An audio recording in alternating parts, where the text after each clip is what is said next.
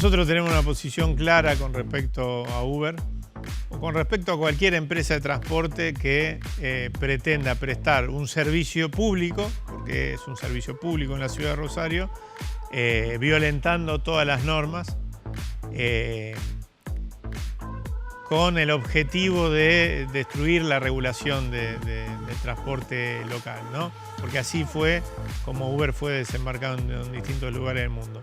La suerte que tenemos es que podemos ver cuál fue la experiencia en esos lugares del mundo. Y la experiencia fue nefasta, porque, tomemos un caso cercano, Montevideo, una ciudad de dimensiones similares a la de Rosario.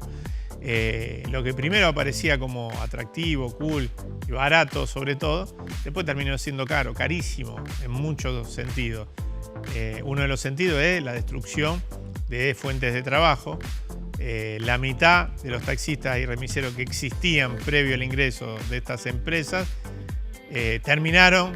migraron del sistema formal al informal, terminaron cobrando menos, sin aportes jubilatorios, sin derechos laborales, etc.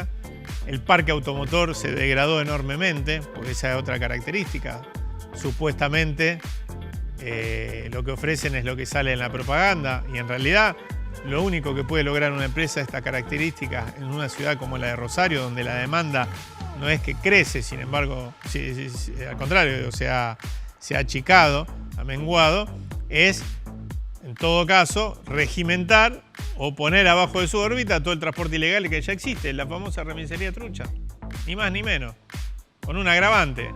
Las ganancias de ese sistema terminan en las Caimanes, ni siquiera se reinvierten en la ciudad de Rosario, y con otro agravante, lo hace muchísimo más peligroso para el transporte público. Hoy ninguna remisería trucha hace propaganda en los medios de comunicación, a lo sumo un papelito en el barrio, y no mucho más que eso. Esto tiene mucha espalda, mucho poder de fuego y capacidad de adquirir posición dominante y de destruir el servicio público. Entonces nosotros no defendemos ningún privilegio corporativo, ni siquiera defendemos, o no exclusivamente, el trabajo de 8.000 personas, aunque está claro que una de las consecuencias puede ser la pérdida de fuente de trabajo, pero no es exclusivamente nuestra preocupación, es una de las preocupaciones. Estoy hablando de taxistas, remiseros, etc.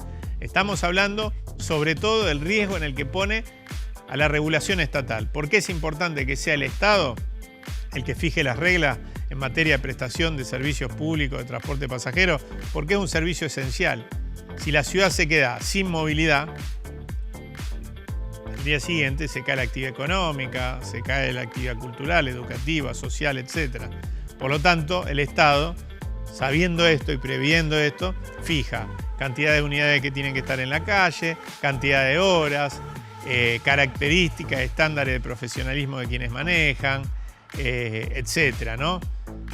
Yo veía lo del incidente el otro día, estábamos adentro del Consejo justamente recibiendo el Sindicato de Peones de Taxi, las asociaciones de taxi, una situación aberrante, ¿no es cierto?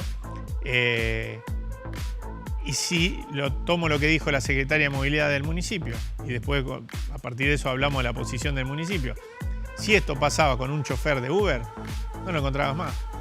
O sea, el transporte público y la regulación de transporte público genera un sistema de control y de cuidado.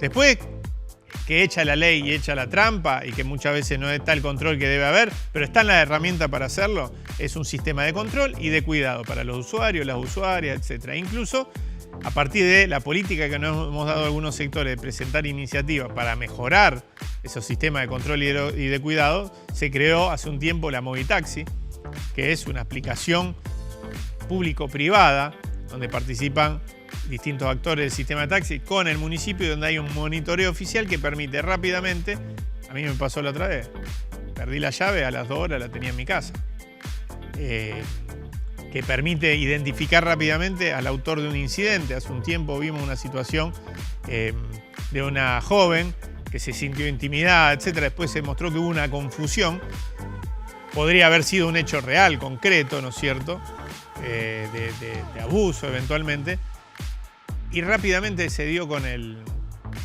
la persona que había sido protagonista de ese incidente, de esa confusión, vamos a decirlo. A las 2 horas se sabía quién era. Esto lo permite un sistema, repito, de control y de cuidado. oficial, de monitoreo oficial. Y nosotros creemos que el sistema tiene que ir hacia ahí, hacia la mejora del servicio existente. No decimos de ninguna manera, vos sabés que somos muy críticos del sistema de transporte, sobre todo de colectivo, pero también de taxi y remise. Lo que hay que hacer es mejorar en base a esa regulación estatal, no abrirle la puerta a empresas con ninguna responsabilidad, que van por todo, que no les interesa tributar, tener cuidados, etcétera, no tienen responsabilidad alguna y que lo único que ven es cómo sacarla rápido y afuera, ¿no? Dicho esto, nosotros valoramos positivamente lo que está haciendo el municipio en términos de presentación legal. Nosotros, poco tiempo antes que el municipio se presentara, hicimos una presentación, una denuncia administrativa ante el mismo municipio, denunciando la actividad no solo de Uber, sino de Maxim y de otras empresas similares. Por supuesto, el municipio decide apuntar a Uber porque es la más peligrosa y la más importante en ese sentido, y está demostrado que una vez que ingresan varias de estas, Uber después se termina chupando toda la demanda, incluso la del servicio público, y después, una vez que lo hizo, impone sus propias reglas, que este es el riesgo, ¿no es cierto? Y lo barato termina siendo caro, ¿no? Nosotros valoramos positivamente porque entendemos que ese es el camino, operativo en la calle, como debe hacerse con el transporte ilegal en general, y como debe hacerse con una empresa en particular de esta, ir a la cabeza de la hidra, ¿no? Porque esto es como una hidra que tiene tentáculos y que vos le cortás uno y crece uno nuevo. ¿Por qué? Porque hay una enorme necesidad de trabajo en la ciudad de Rosario. Por eso nosotros no juzgamos a la persona que se sube arriba de ese auto. Es una víctima de una situación no querida, ¿no es cierto? No buscada. Ahora sí creemos que la empresa se aprovecha de esa situación para llevar a alguien a violar todas las normas, a precarizarse, etc., ¿no?